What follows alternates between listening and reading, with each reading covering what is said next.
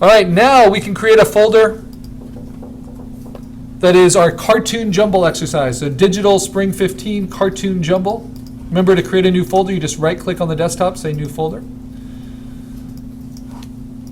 We just finished our basic shape exercise. You should drag all of your files, especially the ones with your name, your sketch, your study, and then your working file and your online format, and then your reference picture, all into that folder. And at the end of class, we will navigate that into the documents, and we will put them into our folders in the documents. So some of us have to move our folders to our new computer. So we'll move those in, but only at the end of class. Okay, for now, to start our digital cartoon jumble exercise, we want to go to Chrome, and we want to go back to a Google image search. All right. And this time, I'm going to look up Daffy Duck. In fact, maybe I'll even broaden that. And I'm going to look up just Looney Tunes.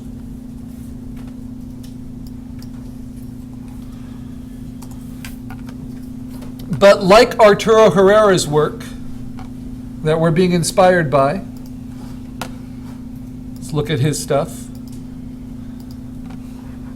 We are not going to look at all the aspects of the reference. We're just going to look at the black line work, the refined black line work, and we're going to make our own cartoon jumbles of that. Okay, so I'm going to do an image search of Looney Tunes, and I get tons of stuff, right? But it's all full color. So now I need to modify my search. And it's kind of nice. They actually give me the option of coloring pages, which would do a great job. But basically, that's what this is going to do. If I say search tools, and I say type, what I want is a line drawing. Okay? And it will bring up line drawings of those characters. But I can't stop there. This is called an advanced search. I also want images that are at least 10 megapixels large. So I'm going to limit the size, not just to large, but to larger than, scroll down. Actually, 10 megapixels might be a little big for this. Let's do 6 megapixels. So larger than 6 megapixels. And now every image that it's showing me, whether it's a lot or a little, they're going to be large enough resolution that when I click on them and I say view actual image, which will show me it at full resolution, they will be nice and large. They will fill up more than the computer screen because they're not made to be, they're not made to be viewed on a screen. They're made to be more like print resolution. Let's go back to my search results. So this is what I propose you do. Instead of just left-clicking on them, I want you to right-click on the ones you might want to use. And it's great if it's the whole body, head to toe, without things going off the edges. And you right-click, you say Open Link in New Tab for all the ones you might be interested in using. I don't want any of this baby stuff. I want the real Looney Tunes. And I don't know how Winnie the Pooh got in there, but that's Disney's top licensed character every year.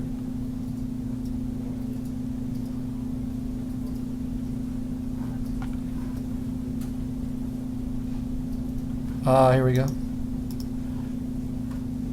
And if you feel like you're not finding enough reference for you to use, you want at least 5 separate references, then you can always just change your search terms a little bit.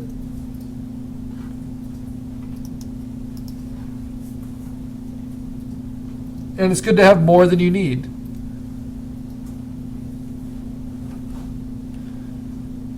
So for instance, if Looney Tunes isn't giving it to me, what if I do Daffy Duck?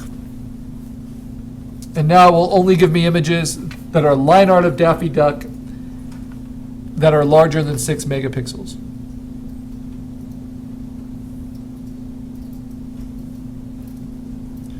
And the reason it's harder to find these images is because there's no reason for something this big to be online. They're kind of oddities. But we want this high resolution if it's going to be something that we can print out for ourselves. Resolution matters. Okay, now I have 6 different options here. And I want to look at each one and make sure it loads and that it's not like a dead link. And then I can click and drag it, or I can right click and say save image as and put it onto my desktop. Make sure you're getting the full size image, not just the thumbnail. And check your pixel resolution. Make sure it's nice and big. It becomes more and more important as we use reference.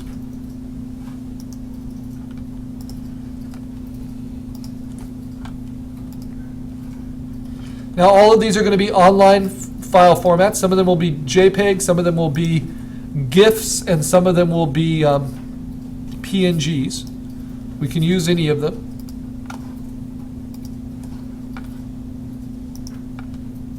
So this one looks a little different than the others, so maybe I'll leave that one out. I only need 5. Okay. What I like about Chrome is it shows you what's downloading down in the bottom bar. Now I can minimize it, and I'll see everything on my desktop. Let me move it into the middle of the frame. I'll see all 5 of my references. Okay, and now I'm going to open them up in Photoshop, but I want to select all 5 of them first, and then right-click, and this will open all of them up in Photoshop, each in a different tab.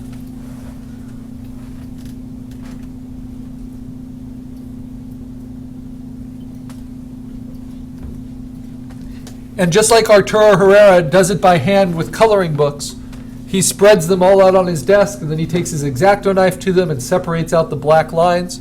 We're going to do that digitally. So it looks like I only have one open, but I have all of these different tabs at the top. But what I need to do is be able to see them all at once.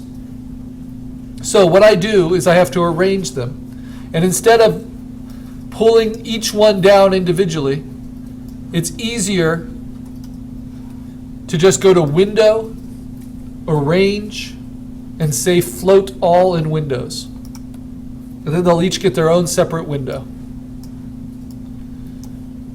See, each a separate Photoshop file. Now we want to make sure they're all colored the same way. And you'll see what's interesting is all of the ones I found, or at least most of them, if I want to see all of them at once, I can hit F9. So these are all PNGs, but you see how they say index? So we want that to say RGB. So what I'm going to go do is say image mode RGB for each one. Image mode, and you can do this. No matter what image mode, whether it's grayscale or whatever that it comes in, index color means limited to very specific colors to save space. You're going to change them all to RGB color mode, which is the maximum mode, the most supported mode in Photoshop. Image mode, RGB color. And then you can hit F9 to see all of them. See if you missed any. I missed this one. Image mode, RGB color. All right. And you see what that did is it kind of cleaned them up a lot. And now I just have black and white pixels, but pretty tiny pixels. If you zoom in, you'll see them and they look all rough. But at actual size, 100% pixel size, they look pretty good. If they were vectors, they'd be cleaner, but this is good enough for what I'm using it for. Okay, then I want you to pick what your favorite image is. And this will be the only image that you don't mess with. You're just going to build on top of it. And I really like the weird shapes of this Bugs Bunny image, so I'm going to use that. So I'm going to start with that one, put that on the top. And just like we did with our basic shapes, I'm going to grow the paper around this. So I'm going to say image, canvas size. My image is basically made to fit on an 8x10 piece of paper. I'm going to make it 14 inches by 14 inches. Give me lots of space around it. Again, a square with white as the extension color. Right, I can hit Command 0 to fit it on the screen. And now, this is going to be my canvas. This is the paper I'm going to grow on. Now, just like we did with our basic shapes exercise, we want to make a duplicate of that background. And what do we use to do that? There's a shortcut. To duplicate. Command J. Very good. Okay, and now I have that on one layer above the background. And you'll see why in a minute. And then I need to, just like Arturo Herrera would need to, I need to layer these on top of each other. So I take a new layer, and then I'm going to use the Move tool, which is the very top tool in Photoshop. It's the arrow. And I simply click and drag. And as long as they are the same mode, they're both RGB mode, it will just drag it on and put it on top of my image. And then I can close it. It's like stacking up cutouts from magazines. Whoops. If you do that, just swoop it out. Sometimes Photoshop outsmarts you, so you can always just float all in Windows again.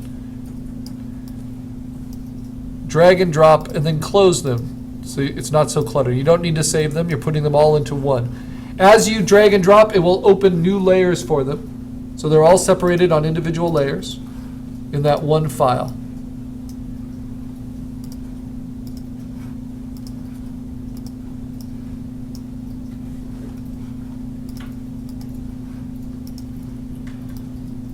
All right. So now, this looks a little bit different than Arturo Herrera's work, right? Because we're not seeing all the lines independently yet. We want it to look something like this at the end. So, how do we get it so we can see through all of that white space? If I turn off all my layers except for my copy of the background layer and the layer on top, I'll show you how we blend them together. It's done through something called blending modes. So I'm going to take all my layers except for the background layer, and I'm going to select them and have the eyeball on. And then at the top of the little layer window where it says normal, I'm going to change that blending mode. Normal basically means that it's an opaque picture. If I put it on to multiply mode, it means that anything underneath will come through. So it doesn't make any difference to this image, or makes very little difference to change it to multiply mode to make it transparent, because it has an identical image underneath it. But when I do that to the next layer, layer 2, and I say multiply mode, then I see all of the line work that's underneath it as well. Then if I do it to the next layer, change it to multiply mode, same thing. This layer, multiply mode, and last, multiply mode. So now I have a cartoon jumble, but it doesn't really look very expressive. But this is where I want to get by the end of today. What we are then going to do is learn how to modify each layer. So if I take layer 5, I'm selected on that, and I go up to Image, or rather Edit and Free Transform. And Photoshop is handy. It teaches you the shortcuts. So the shortcut is Command T. We're going to free transform this image, which means we're going to grow it, and we can rotate it, and we can even flip it on its axis. And we can just distort it if we want. If we want it to lock into its proportions, we just hold down Shift while we mess with it, and that will keep it always in proportion. And if I do that with each layer, Command T, rotate, change the scale, and I'm looking at interesting shapes. And then hit return. So next layer,